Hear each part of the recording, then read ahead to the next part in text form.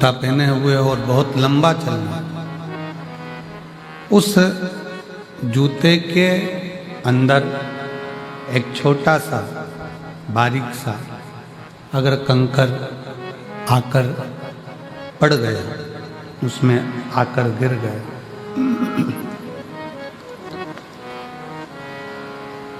उस जूते के अंदर अगर एक छोटा सा भी कंकर आकर पड़ जाता है, गिर जाता है, रह जाता है, तो आप बहुत दूर तक नहीं जा सकते। कितना भी प्रयास करें,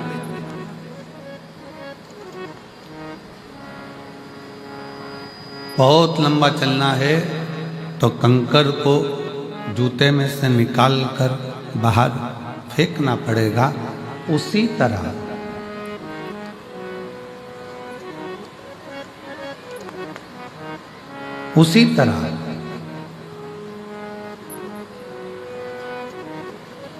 जूते में से अगर कंकर निकाल कर नहीं फेंका तो बहुत लंबा चल नहीं पाओगे। जिंदगी भी ऐसी ही है, मन में से अगर अहंकार निकाल कर नहीं फेंका तो मंजिल तक नहीं पहुंच पाओगे।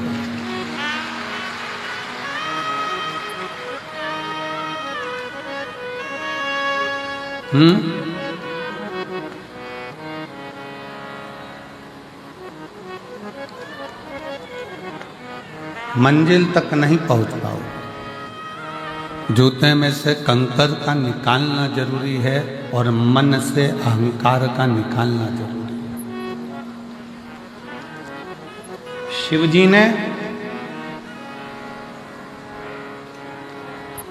कामदेव को क्यों भस्म करा? भगवान शंकर को ऐसी क्या पड़ गई थी जो कामदेव को भस्म करना पड़ा? मेरे शंकर भगवान कामदेव को भस्म नहीं करते, पर कामदेव के अंदर अहंकार इतना आ गया था कि भगवान शंकर को कामदेव को भस्म करना ही पड़ा। अहंकार में तीन गए, धन, वैभव और वंश। ना मानो तो देख लो रावण, कौरव और कंस, ये तीनों अहंकार में चले जाते हैं। इन तीनों का वंश पूरा अभिमत्ता में मिट जाता है, पूरा अभिमत्ता।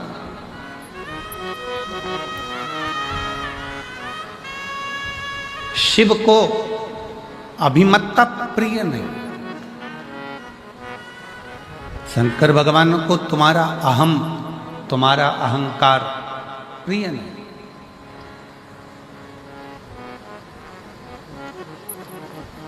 आप अपने जीवन में हम श्री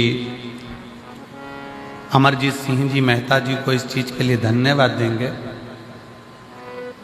कि उनसे जब भी बात करो, चाहे फ़ोन पर बात हो, आशीष जी कराएं, चाहे सामने कभी मिलते हैं, बात होती है, तो हम उनसे कहते हैं कि बाबा की ऐसी कृपा हुई कि भटिंडा में ये दूसरी बार कथा हुई।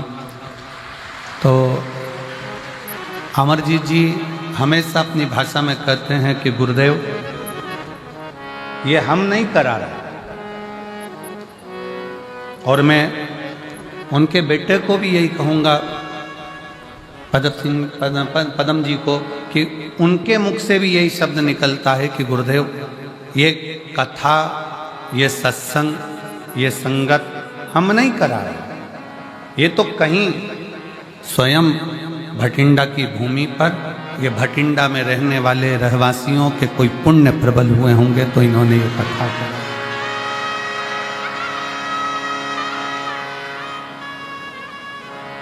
ये किसी साधारण व्यक्ति के बस का विषय है ही नहीं। शिवपुराण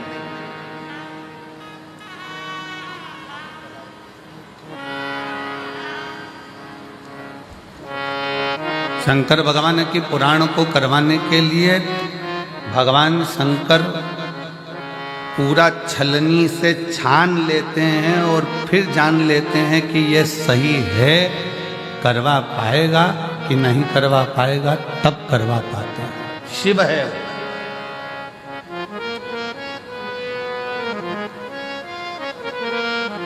वो ओगड़दानी है।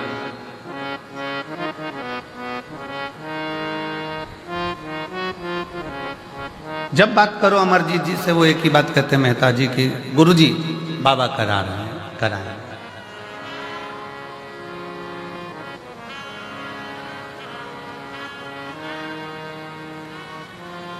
वाहे गुरु जी का खालसा, वाहे गुरु जी की फतेह। करा रहे हैं, वो कराने वाला है, करा रहा है। इसमें हम नहीं, भगवान शंकर कामदेव को जलाकर इसलिए भस्म कर रहे हैं क्योंकि कामदेव के अंदर ये अहंकार आ गया था कि मैं शंकर की समाधि को तोड़ सकता हूं, मैं शिव की समाधि को तोड़ सकता हूं। मैं शब्द, मेरा संबोधन अहमता की निशानी है।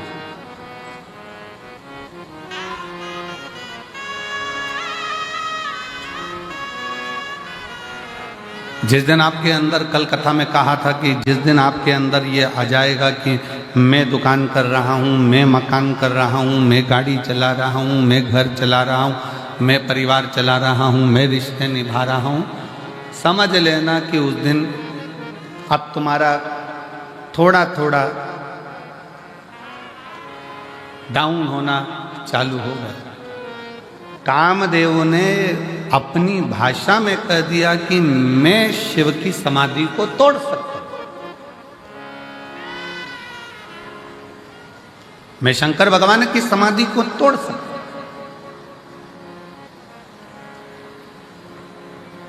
मेरी जीजियों, मेरे जीजाओं, मेरी बेटियों, बेटाओं, मेरी माताओं, मेरे भाई, मेरी बहनों, एक बात बहुत सावधानी से सुनना। नवरात्रे आते हैं,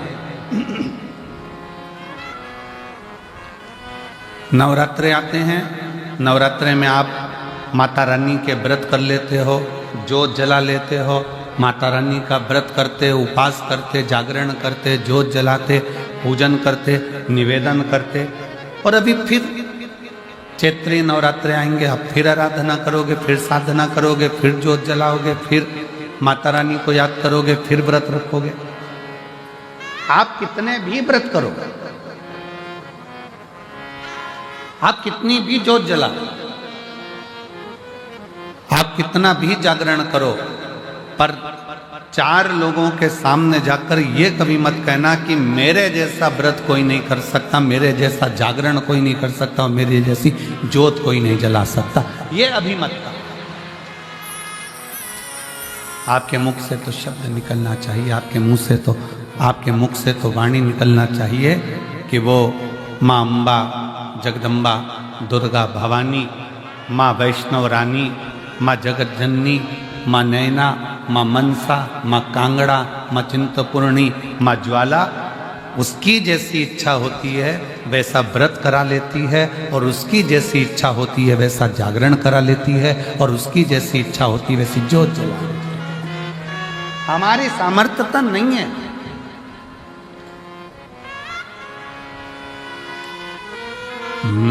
मेरा आपकी कृपा से सब काम हो रहा है, मेरा आपकी कृपा से सब काम हो रहा है।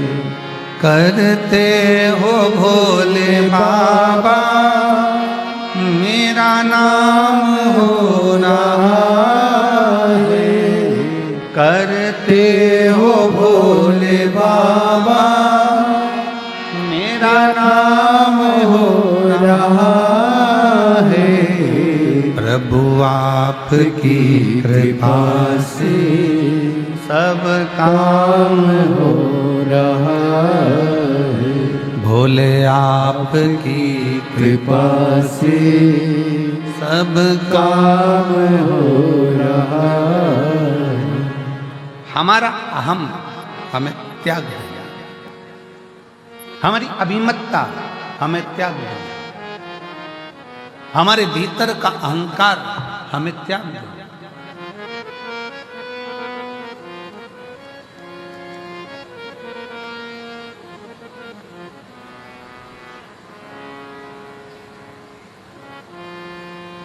कितना सुंदर गुरु नानक देव जी ने अपनी वाणी में कहा है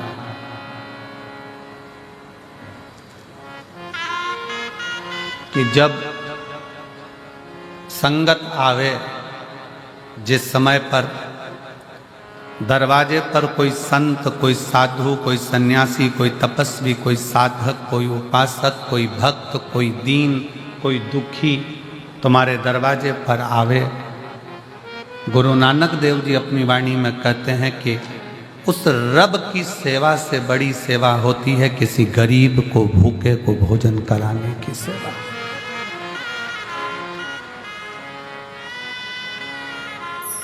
शायद उसी का प्रमाण आज भारत की भूमि के ही नहीं, देश और विदेश के जितने गुरुद्वारे हैं, उन गुरुद्वारे में सबसे बड़ी सेवा होती है लंगर की सेवा। सबसे बड़ी सेवा है लंगर की सेवा। इसलिए शायद भारत की भूमि के ही नहीं, देश और विदेश के सारे गुरुद्वारों में जब लंगर चखने के लिए लोग जाते हैं, लंगर सेवा में लोग जाते हैं, तब ये मानकर सेवा करते हैं कि हम किसी दूसरे की सेवा नहीं कर रहे, हम हमारे रब की सेवा कर रहे हैं, हम हमारे शिव की सेवा कर रहे हैं, हम हमारे भगवान की सेवा कर रहे हैं,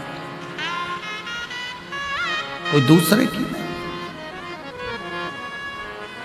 और मेरी जीजियों, मेरे जीजाओं, मेरी बेटियों, बेटाओं, मेरी माताओं, मेरे भाई, आप इस कथा के पंडाल में जो हजारों लाखों की संख्या में आप लोग पहुंचे हो, अगर यहाँ पर भी आप अगर सेवा कर रहे हो तो ये मत सोचना कि मैं सेवा कर रहा हूँ या मैं सेवा कर रहा हूँ। ये तो मेरे बाबा ने कृपा करी, उनकी करुणा हुई, और उनकी करुणा हुई तो मैं कथा के पंडाल तक पहुंची, और उनकी करुणा हुई तो मैंने किसी प्यासे को पानी पिलाया, भूखे को भोजन कराया।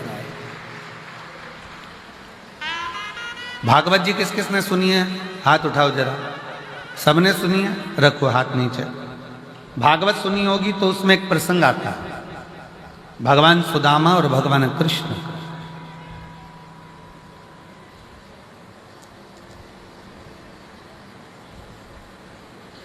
सुदामा जी की धर्म पत्नी सुदामा जी से रोज कहती है कि तुम कृष्ण के दरवाजे जाओ, तुम भगवान कृष्ण के द्वार पहुंचो। बार बार कहती है, प्रतिदिन, रोज, हर बार कहती है कि कृष्ण के दरवाजे जाओ।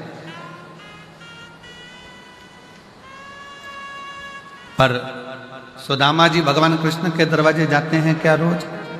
रोज कहती है सुशीला, सुदामा जी की धर्म पत्नी रोज कहती है, तो भी सुदामा जी भगवान कृष्ण के दरवाजे नहीं जाते। जाते फिर कहा, बहुत दुख का जीवन चल रहा था सुदामा जी का, बहुत तकलीफ की जिंदगी चल रही थी, बार बार कहा गया, पर सुदामा जी भगवान कृष्ण के दरवाजे नहीं जाते। फिर एक दिन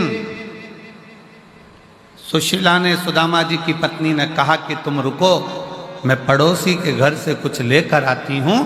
पड़ोसी के घर से तंदूल मांग कर लाई, पल्लू में बांधा, बांध कर सुदामा जी को दिया। सुदामा जी ने वो तंदूल को चावल अपनी बाजू में दबाया और दबाकर लेकर चले गए। ध्यान देना, सुदामा जी के पल्लू में पुण्यमय तंदूल आया तो सुदामा द्वारकाधीश के पास पहुंचे। शिव महापुराण की कथा कहती है, जब हमारी जिंदगी में कोई पुण्य हमारे पल्ले में आता है, तब जाकर हम शिव महापुराण की कथा तक पहुंच पाते हैं।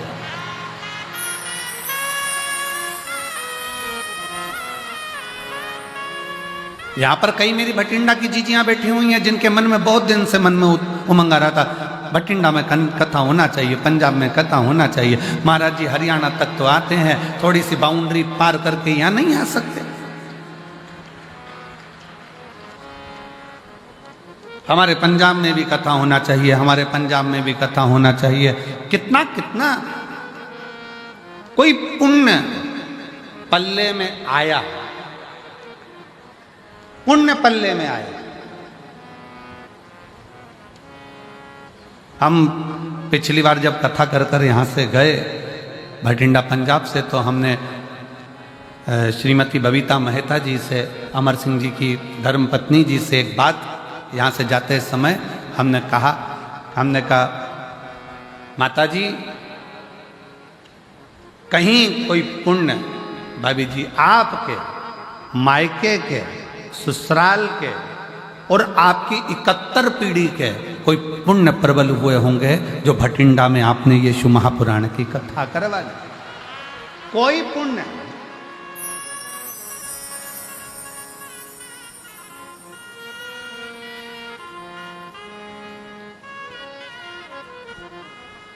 और मैंने तेरे ही भरोसे बाबा, तेरे ही भरोसे हवा बिच उड़ती जावांगी बाबा, डोर हटो छड़ीला मैं कटी जावांगी। भोले में तेरी पतंग, शंभो में तेरी पतंग, हवा बिच उड़ती जावांगी बाबा, डोर हटो छड़ीला मैं कटी जावांगी। कोई पुण्य हमारे प्रबल होंगे। सुदामा जी के पल्लू में जो तंदूल पड़ोसन के घर का आया, चावल पड़ोसन के घर का आया, वो तंदूल जो सुदामा जी लेकर गए, पड़ोसन के घर का पुण्य सुदामा जी के पल्लू में आ गया। और वो पुण्य इतना प्रबल था कि उस पुण्य के बल पर सुदामा जी द्वारकाधीश के सामने जाकर खड़े हो गए। हमको इधर पंजाब का तो नहीं मालूम, पर हमारे मध्य प्रदेश में एक रीति चलती है कि दिवाली के समय पर, होली के समय पर, बैसाखी के समय पर, लोहड़ी के समय पर हमारे उधर ऐसी रीत चलती है कि हमारे घर से मिठाई दूसरे के घर जाती है और दूसरे के घर से मिठाई हमारे घर आती है। अब हमें पंजाब का तो नहीं मालूम, पर हमारे उधर तो ये रीत चलती है। इधर भी चलती है क्या? इधर भी है। अच्छा, फिर तो तुम हमारे जैसे ही और हम तुम्हारे जैसे, ठीक है। मतलब हमारे उधर ऐसी रीत है कि त्योहार पर, बैसाखी हो, लोहड़ी हो, दीपावली हो, होली हो, उस समय पर संक्रांति हो, मकर संक्रांति, उस समय पर लड्डू जाता है, मिठाई जाती है। और मिठाई पड़ोसी के घर जाती है, रिश्तेदार के यहाँ जाती है, फिर वहाँ से भी हमारे यहाँ आती है।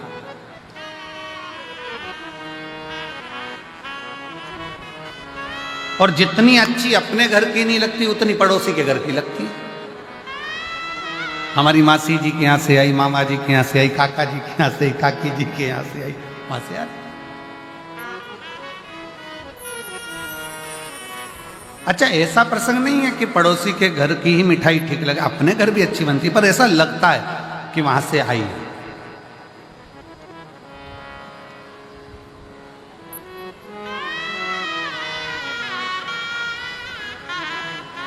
और कभी कभी वो एक प्रसंग याद आ जाता है ना कि वो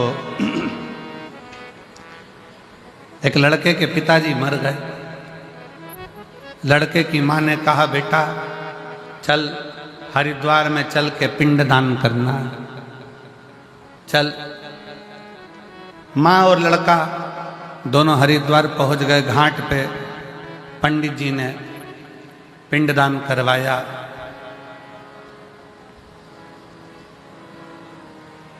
और पिंडदान करवाने के बाद वहां पर भोजन रखा। इतने में एक कौवा उड़ते उड़ते आया। लड़के ने अपनी माँ से कहा, माँ देखो, हमने सुना है कौवे के रूप में पितर आते हैं, आज मेरे पिताजी देखो कौवे के रूप में उड़कर आ रहे हैं। माँ बोली, हाँ बेटा ये तो सही है, कि पिताजी भोजन लेने आ गए। थोड़ी देर बाद वो कौआ वहाँ बैठा, बैठकर फिर उड़ा और पड़ोस में एक महिला पिंडदान कर रही थी अपने लड़के के साथ, वहाँ की पूड़ी उठाई चले गया। बेटा बोला देखो माँ, कौए ने पास में से पूड़ी उठा ली पर अपनी पूड़ी नहीं उठाई। इतने में माँ रोती रोती बोली पक्के में तेरा ही बाप है, पक्के में तेरा ही बाप है। कभी उनको अपने घर का पसंद ही नहीं आया, जब भी खाया पड़ोसी के घर ही खाया। ये तेरा ही बाप है, ये निश्चित हो गया, ये पक्का हो।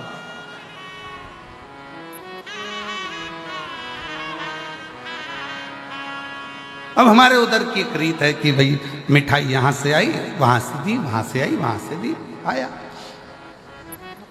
क्यों, किस लिए?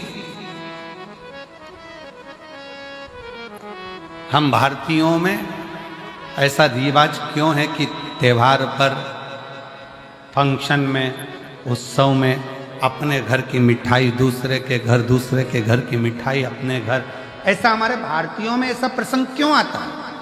उसका कारण केवल एक सुदामा जी के चरित्र से है। सुदामा जी की पत्नी रोज कहती रही कि जाओ द्वारकाधीश के दरवाजे जाओ, द्वारकाधीश के दरवाजे जाओ, द्वारकाधीश के दरवाजे।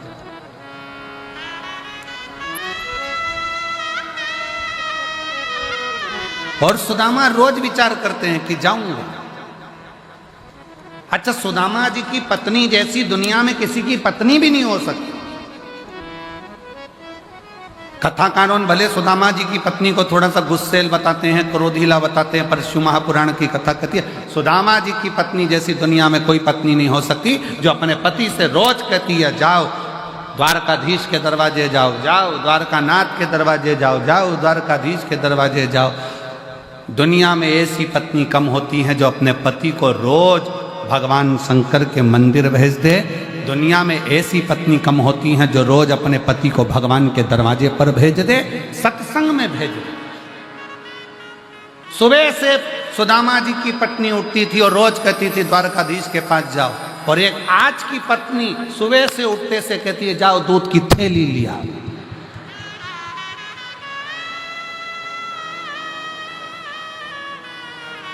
और ऊपर से भी फोन करती करती कह रही है ब्रेड का पैकेट भी लिया ना। और सुनो, आते आते आते आते देखिए ना, थोड़ा वो पार्लर वाली 3 दिन पहले गई थी, आई कि नहीं आई। और पति बेचारा डिप्रेशन में आ गया, इसके टेंशन।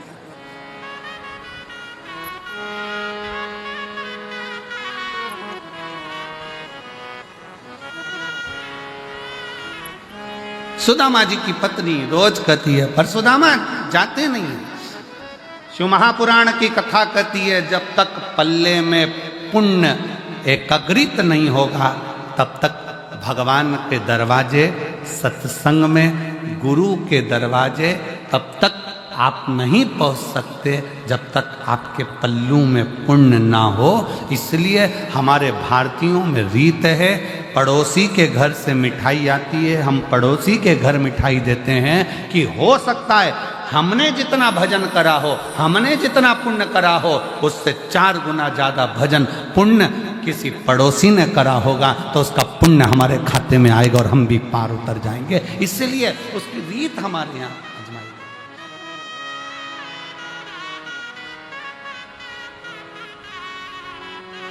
और मेरे भोले तेरा सहारा है, मेरे भोले तेरा सहारा है, मेरी नैया का तू किनारा है, मेरी नैया का तू किनारा है। मेरे बाबा तुझे पुकारा है, मेरे बाबा तुझे पुकारा है, मेरी नैया का तू किनारा है, मेरी नैया का तू किनारा। हमारे पल्लू में अगर पुण्य है तो हम सत्संग में गए हैं, हमारे पल्लू में अगर पुण्य है तो हम गुरुद्वारे गए हैं, हमारे पल्लू में अगर पुण्य है तो हम शिव के द्वारे गए हैं, हमारे पल्लू में अगर पुण्य है तो हम माता रानी का दर्शन करने गए हैं, हमारे पल्लू में अगर पुण्य है तो हम भगवान का भजन कर रहे हैं। अगर पुण्य नहीं है तो हम भजन भी नहीं कर सकते।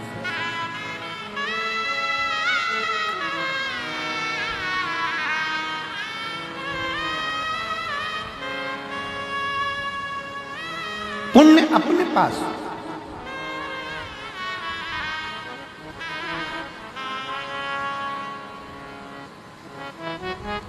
अब पुण्य कैसे कमाओगे?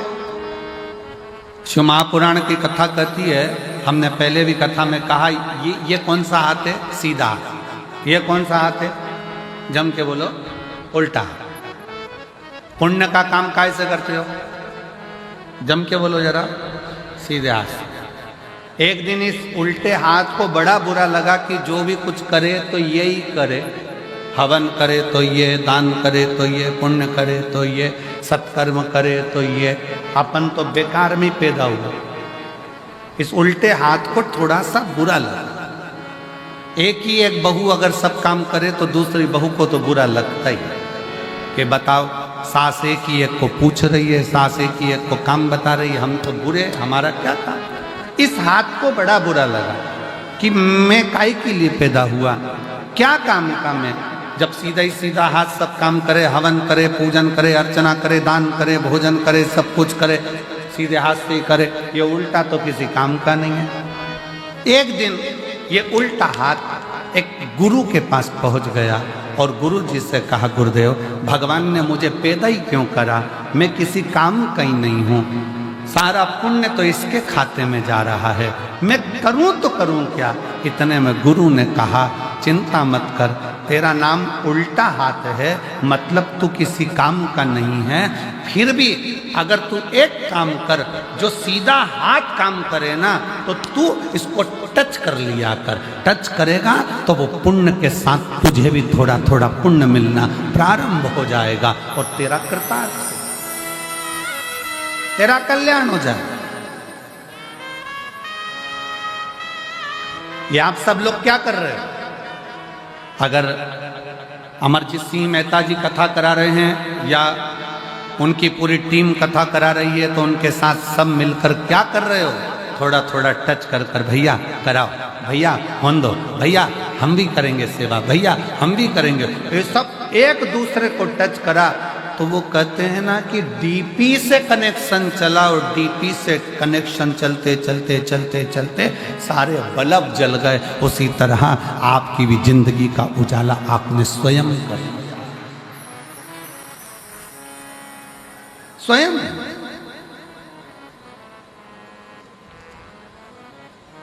भगवान शंकर की अविरल भक्ति, भगवान शिव की अविरल भक्ति का फल आपको प्राप्त,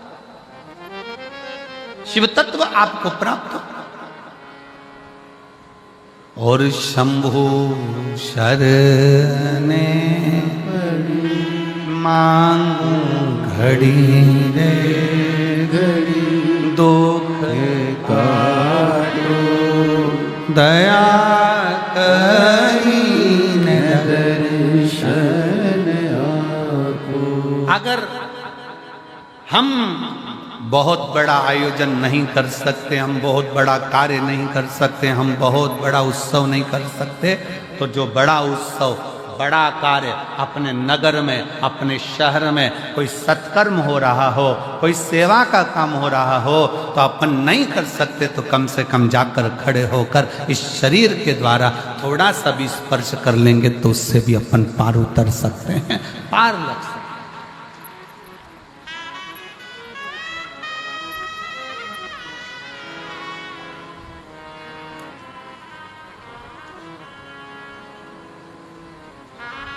श्रेष्ठ कर्म हमारा हमें परमात्मा तक ले जाता है। श्रेष्ठ कर्म, एक महिला ने लिखा,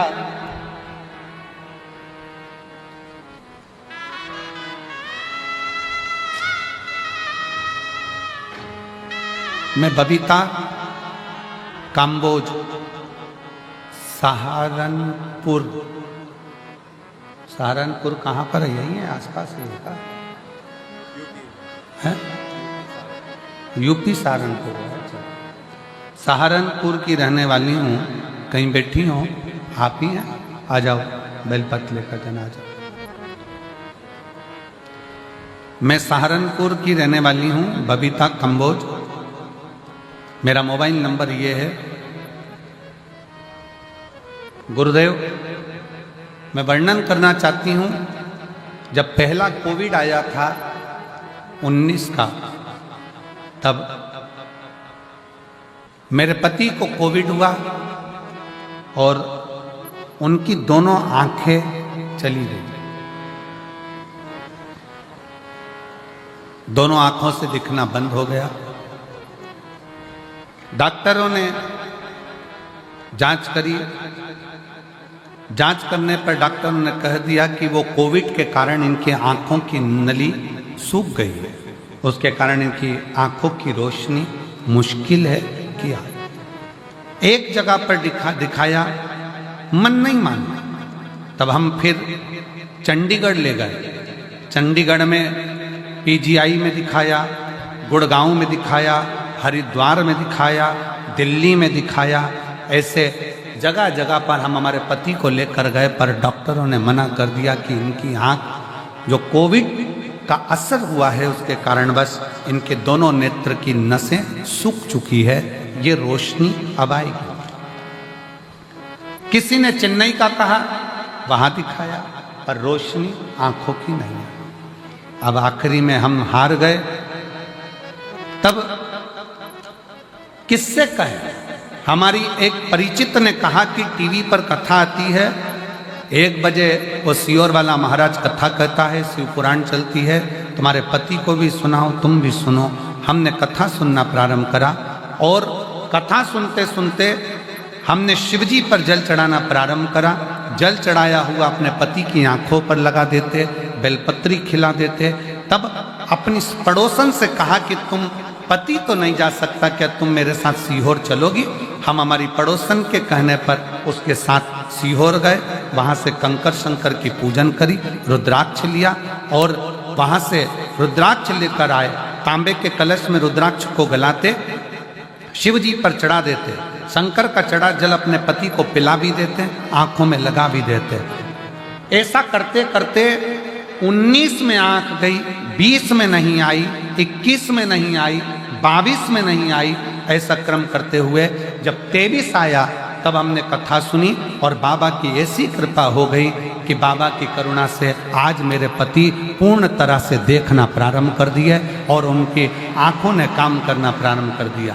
अब वो अपना काम स्वयं कर लेते हैं, मोटरसाइकिल भी चला लेते हैं और बाबा की कृपा उनने देखना चालू कर दिया। मैं शिव जी को प्रणाम करने के लिए यहाँ आई हूँ।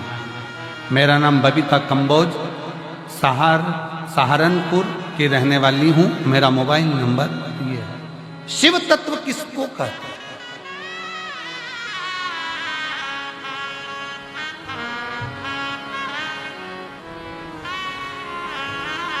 शंकर की भक्ति किसको कहते हैं? शिव की उदारता किसको कहते हैं? कुछ नहीं बने ना। कोई अच्छा काम कर रहा है, कोई यज्ञ कर रहा है, कोई अनुष्ठान कर रहा है, कोई पूजन कर रहा है, कोई अर्चना कर रहा है, कोई सेवा कर रहा है। अपन नहीं कर सकते इतना बड़ा आयोजन, अपन नहीं कर सकते कोई अच्छा काम, तो उसके लग कर भैया हम हैं, हम संभाल लेंगे। कोई काम ना दीजिए तो खाली पानी की बोतल हम उठा लेंगे, हम कचरा उठा लेंगे, पर हमें सेवा करना।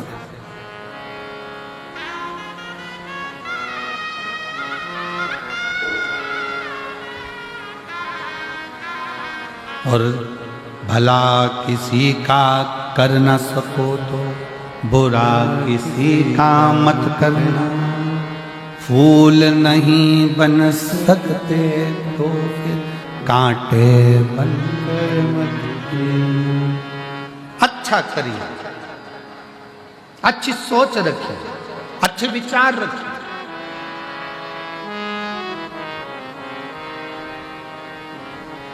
और जब अच्छी सोच के साथ जब हम आगे बढ़ेंगे, अच्छे विचार के साथ हम आगे बढ़ेंगे, तो शिव क्यों ना हो। आ जाओ।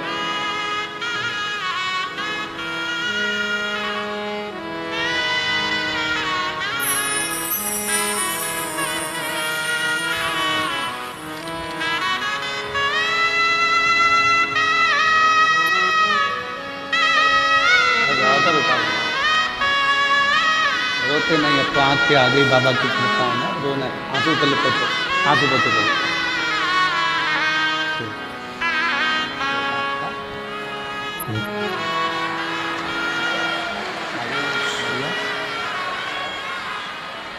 रोते नहीं, उठो उठो, रोना नहीं, उठो अब उठो, आंसू पोछो बाबा के।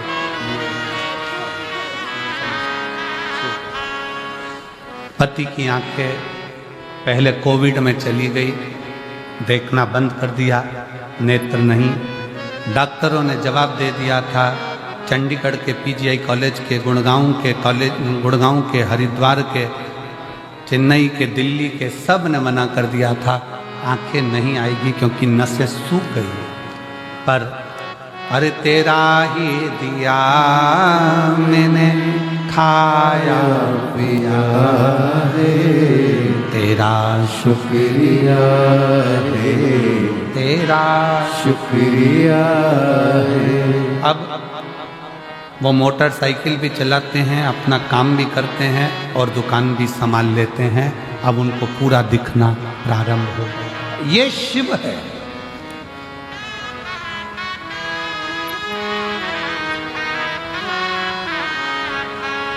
ये जायदाद दी औलाद मुसीबत में हर वक्त इमदाद, तेरा ही दिया मैंने खाया पिया है, तेरा शुक्रिया है, तेरा शुक्रिया है। उसकी आराधना करें, बिना किसी आडंबर के, बिना किसी दिखावे के।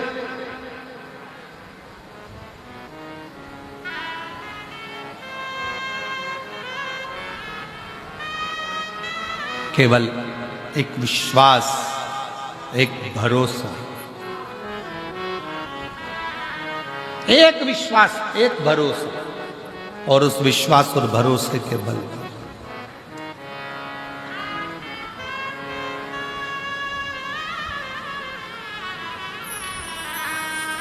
शिव महापुराण की कथा कहती है, पल्लू में अगर पुण्य बंध गया, पल्लू में अगर पुण्य आ गया,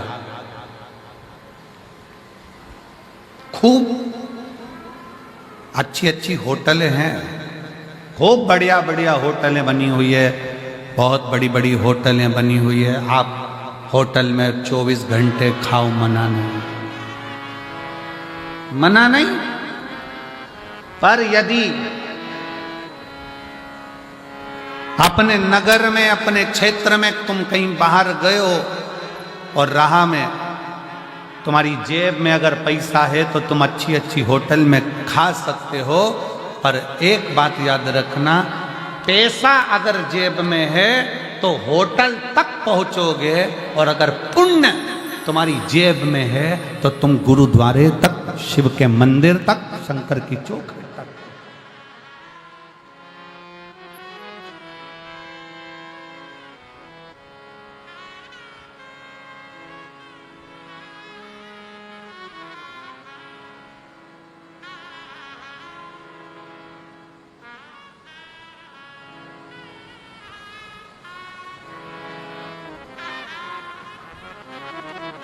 जेब में है तो पहुंच। एक बार की बात है, लगभग 15-1 साल हो गए होंगे, 15 साल से भी लगभग ज़्यादा हो गए होंगे, 15-16 साल के करीब में हो गए होंगे। हम बद्रीनाथ जा रहे थे। बद्रीनाथ जाते जाते बीच में रास्ता में थोड़ा सा पहाड़ पर्वत धंस गया हो और निकलने का रास्ता बंद हो।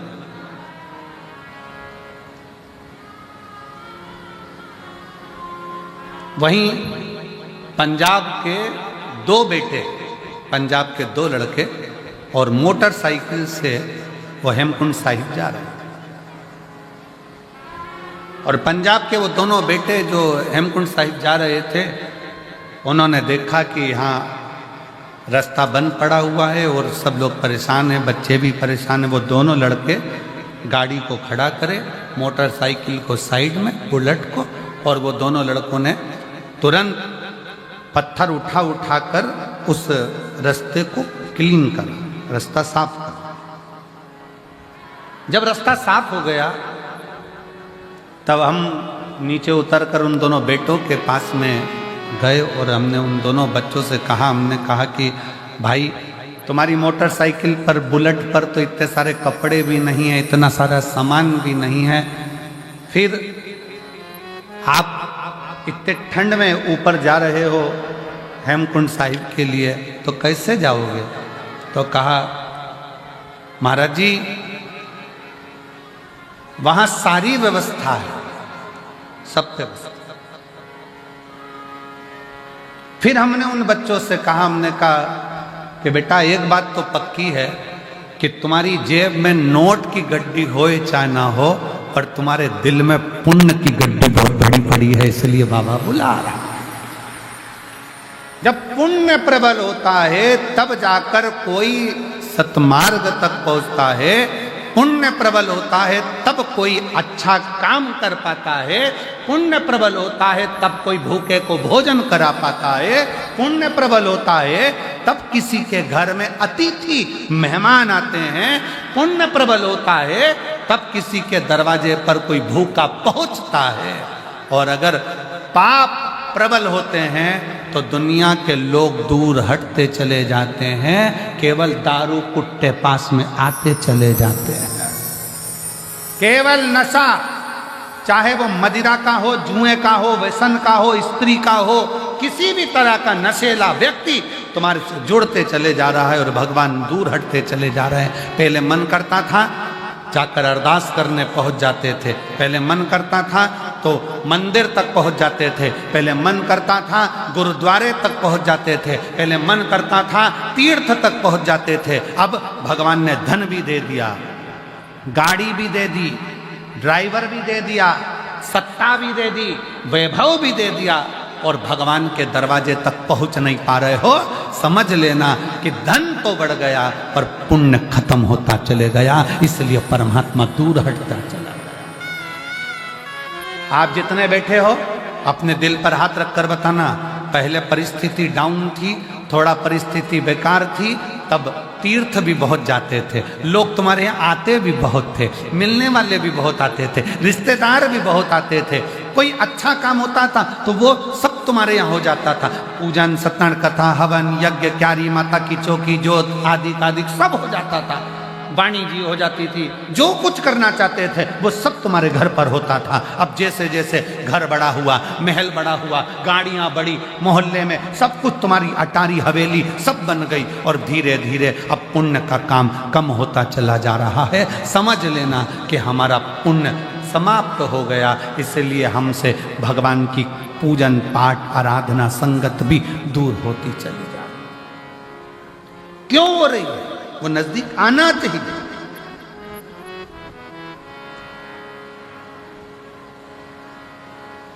पहले छोटा सा घर था, मेहमान ज्यादा आते थे, घर बड़ा हो गया, मेहमान जाना चालू हो गया, मेहमान नहीं आते। कारण क्या है? घर तो बड़ा हो गया पर दिल बड़ा करना भूल गए, मन बड़ा करना भूल गए।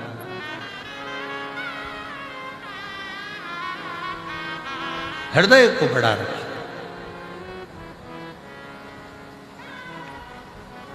मन को बड़ा रखिए, दिल को बड़ा रखिए। और जब हृदय बड़ा हो एक पत्र है, देखिए बड़ा सुंदर।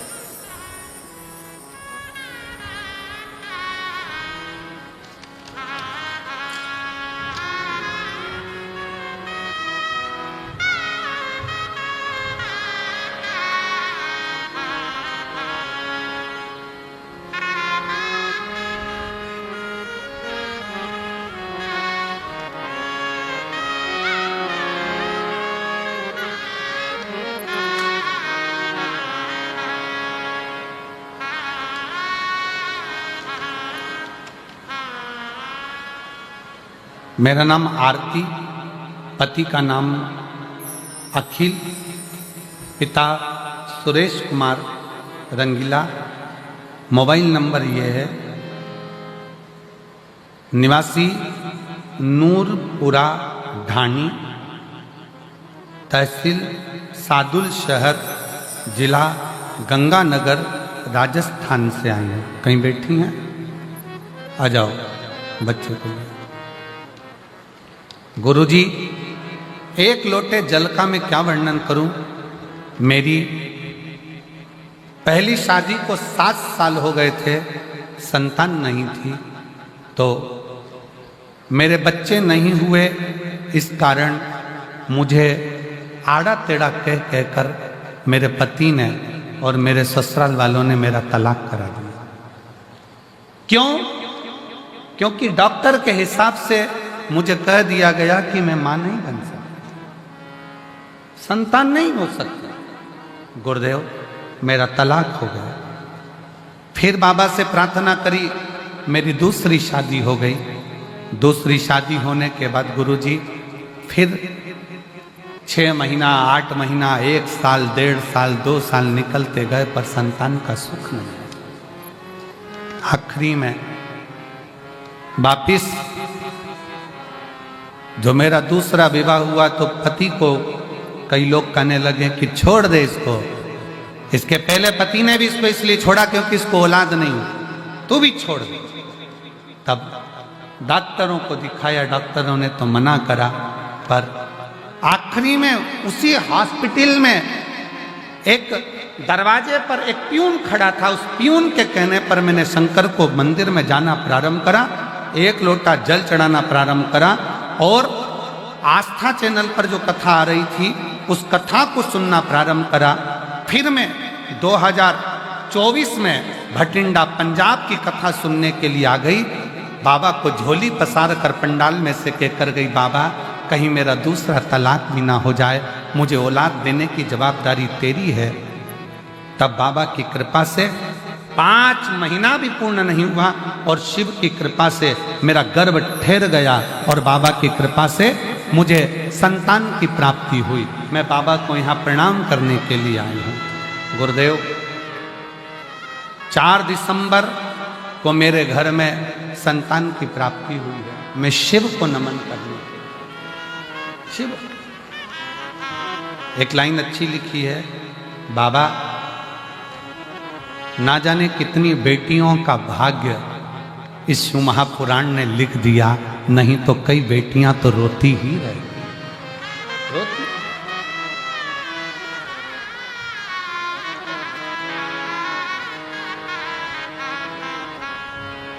फिर निवेदन करूंगा, ना जाने कौन सा पुण्य अमरजीत जी, बबीता भाभी जी को, पदमजीत जी को बहुत बहुत साधुवाद दूंगा। ना जाने कौन सा पुण्य आपका और ना जाने कौन सा पुण्य इस भटिंडा वालों का प्रबल हुआ होगा, जो शिव महापुराण की कथा इस भटिंडा पंजाब में पहुंची। पुण्य है ये हमारा।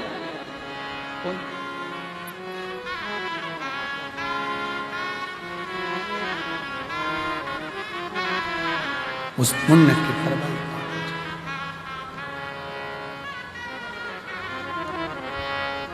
जब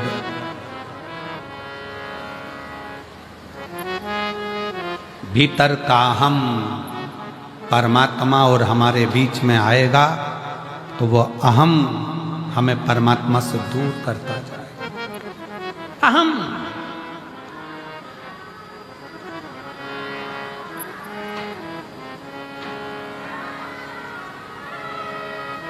कल परिवार में से खबर आई कि एक मांगलिक कार्य है और उस मांगलिक कार्य को 11 तारीख का वो मांगलिक कार्य है, तो उसमें आना जरूरी है और परिवार का कार्य। तो हमने अमरजीत जी से कहा कि भैया आशीष को खबर करी कि ये मैसेज अमरजीत जी को दे दो कि कथा जो 7 दिन की है वो कथा 5 दिन में पूर्ण करेंगे, और कथा जो 12 तारीख को पूर्ण होना थी वो 10 तारीख को हम पूर्ण करके 10 तारीख को हमें निकलना पड़ेगा। 11 तारीख और 12 तारीख का 2 दिन का परिवार में कार्य है और बहुत जरूरी है, उसमें जाना। अब वो खबर पद्म बेटा को मिली और पद्म बेटा पद्मजीत जी मेहता आशीष के पास आए कि आशीष भैया बात करना है। कहा क्या? कहे गुरु जी से बोलो ना कि 7 दिन की पूरी कथा करें, गुरु जी 5 दिन की कर रहे हैं। हमने आशीष जी से कहा कि पद्म को बोलो बाबा फिर बुलाएगा, जो 5 दिन अगर मिले हैं ना तो ये 5 दिन भी अपनी झोली इतनी भर लो कि अगले वर्ष फिर बाबा कृपा कर दो, इतनी कृपा। ये 5 दिन भी अगर मिले हैं तो जीवन के वो लक्ष्य बनाकर, वो आनंद बनाकर सुनो।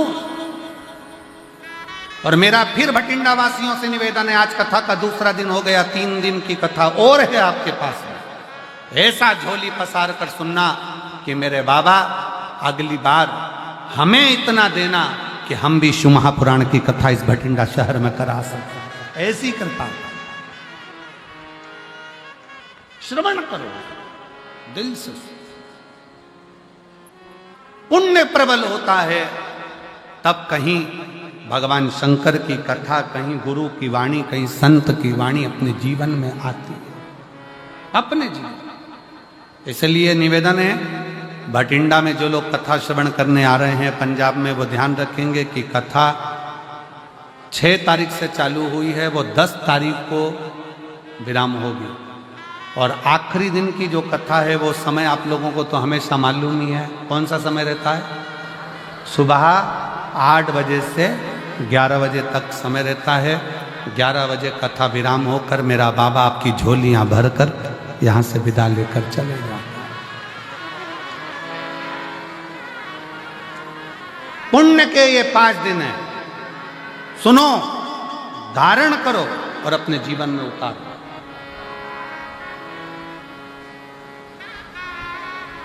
और ये कथा यहाँ पर 10 तारीख को विराम हो जाएगी। फिर कथा, अगली कथा की जो जानकारी है, कई लोग कहे अगली कथा की जानकारी, तो 21 तारीख से 27 मार्च तक, 21 मार्च से 27 मार्च तक जसपुर छत्तीसगढ़ की पावन धरा पर 1 बजे से 4 बजे तक जसपुर छत्तीसगढ़ में शिव महापुराण की कथा 7 दिवसीय होगी। जसपुर वाले, छत्तीसगढ़ वाले को बहुत बहुत बधाई हो। उसके बाद में राजस्थान वालों को बधाई दे रहा हूँ कि 11 तारीख से 17 अप्रैल तक, 11 अप्रैल से 17 अप्रैल तक रतनगढ़ राजस्थान में शिव महापुराण की कथा हो। 11 अप्रैल से 17 अप्रैल तक रतनगढ़ राजस्थान वालों को बधाई हो जो कथा मिली है। और बिहार वालों को भी बधाई दूंगा जिनको कथा 21 अप्रैल से 27 अप्रैल तक सिंहेश्वर बिहार में कथा होगी। उसके लिए बिहार वासियों को बहुत बहुत बधाई हो, बिहार के रहवासियों को बधाई हो। ये सभी कथाओं के क्रम चले। शिव तत्व है, उसको धारण 5 दिन है भटिंडा के पास में, इसको दिल से, आनंद से, जितनी सेवा से, जितने भजन से, जितनी भक्ति से श्रवण कर सकते हो और जितने प्रेम से बाबा को पुकार सकते हो पुकार।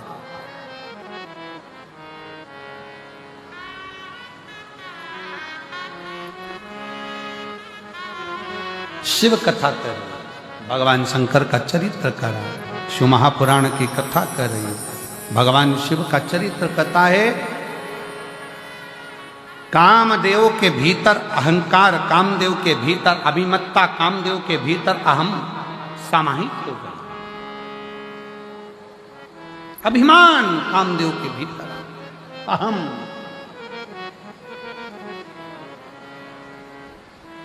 और जब कामदेव के भीतर अभिमत्ता समाहित हुई, अहंकार आया, मेरे शिव भस्म नहीं करते। जब अहंकार बढ़ता चले जाता है तो शंकर भी भस्म कर ही दे। एक शिव जी का एक भक्त था जिसका नाम था प्रनद। क्या नाम था? प्रनद। शिव जी का परम भगत था। क्या करता था वो कि कभी भी जिंदगी में उसने अन्न को ग्रहण नहीं किया,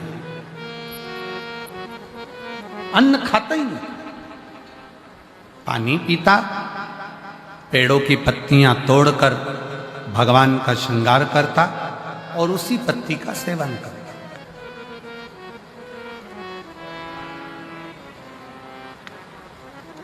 कभी अन्न को उसने छुआ ही नहीं। केवल शंकर भगवान को जल अर्पित करना, शंकर भगवान को बेल अर्पित करना, भगवान शंकर को बेलपत्र चढ़ा देना, भगवान शंकर के ऊपर श्रृंगार कर देना पत्तियों का, उसी पत्तियों को उठाकर उसको खा लेना।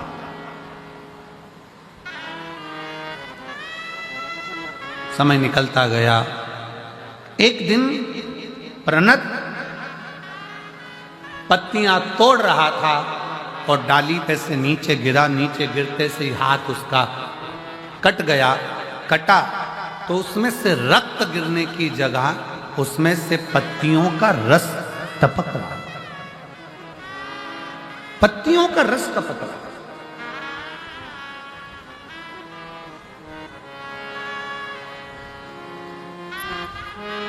और जब पत्तियों का रस टपकते उस प्रनद ने देखा तो बड़ा खुश हुआ और खुश होकर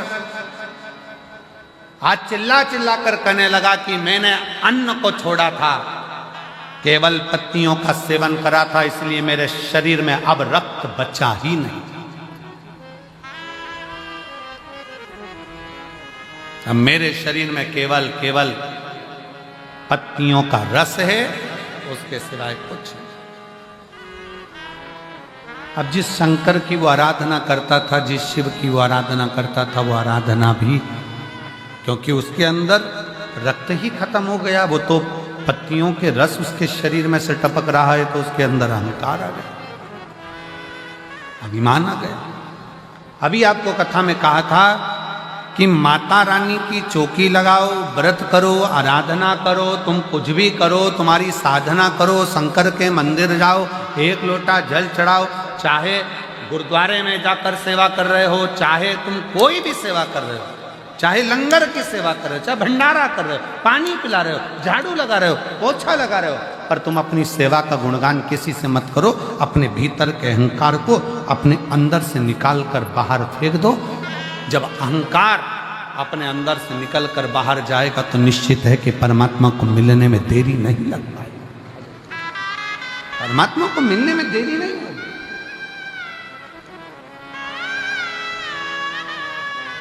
परमात्मा फिर मिलता जरूर है।